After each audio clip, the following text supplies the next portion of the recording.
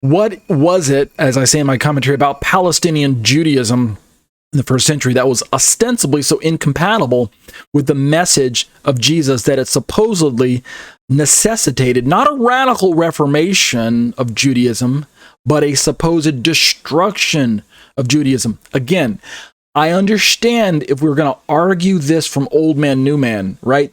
The Pharisaic system in the first century had its huge problems. I mean, some incompatibilities with Jesus' teachings, right? Just go back and read Matthew 23, or go forward if you're still in Matthew, right? If you're still in Matthew 9, if your Bible's open there.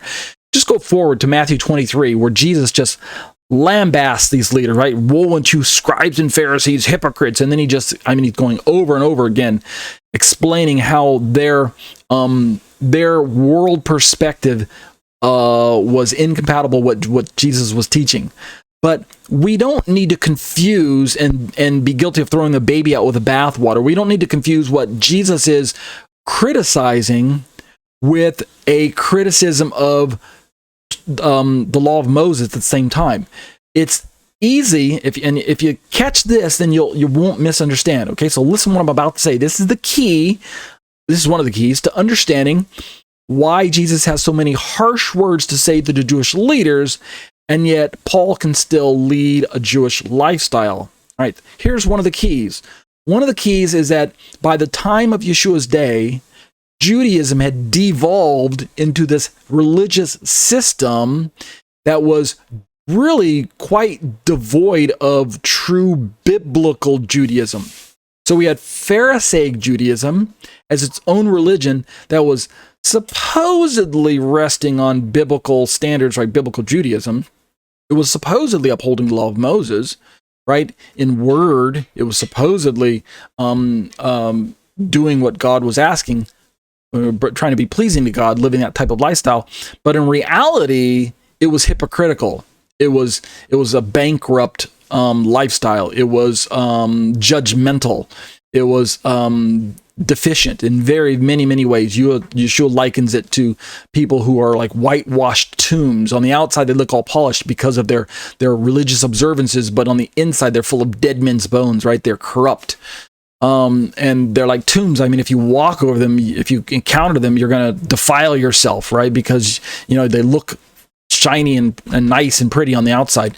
And so this is the problem with the religious leader and the religious system that was present in Yeshua's day, the baseless hatred towards one another, the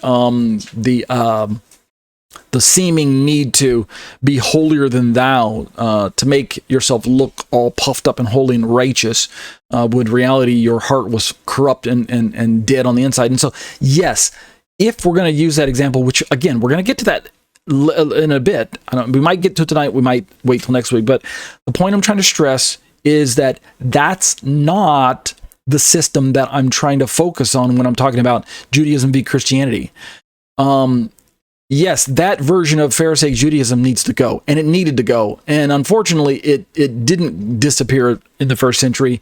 It simply reconvened in 90 AD at Yavne and turned itself into what's now known by today as rabbinic Judaism. So Pharisaic Judaism gave rise to rabbinic Judaism.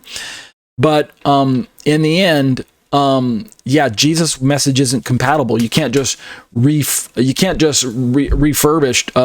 Pharisaic Judaism, rabbinic Judaism, and expect it to work. It's got some serious problems. It requires really a radical transformation of the person, of course, on the inside, and then a return to biblical Judaism. So here's the key, in case I lost you here. Don't confuse biblical Judaism with rabbinic Judaism. Don't confuse rabbinic Judaism or Pharisaic Judaism, which are basically the same thing, with biblical Judaism. Biblical Judaism is what I would say is what God expects in his word, in the Bible. It's the lifestyle that God approves of. It's the righteousness and the right standard of living that God himself laid down for Israel. It's those standards of do's and don'ts that you read about in the Torah before there was all these man-made traditions and halakha and fences upon fences and what the rabbi said in the name of rabbi, in the name of another rabbi, in the name of another rabbi, etc., etc., etc., ad nauseum. All of that nonsense that was built up by Yeshua's day that Jesus had to cut through. right? He had to slide through all that. That really was incompatible. That's the key to understanding my discussion here. Don't confuse biblical Judaism, which is basically Torah lifestyle. Don't confuse that, which is good, thumbs up. Don't confuse that with Pharisaic Judaism / rabbinic Judaism, which is bad, thumbs down, right? That's what needs to go. So let's keep reading my commentary.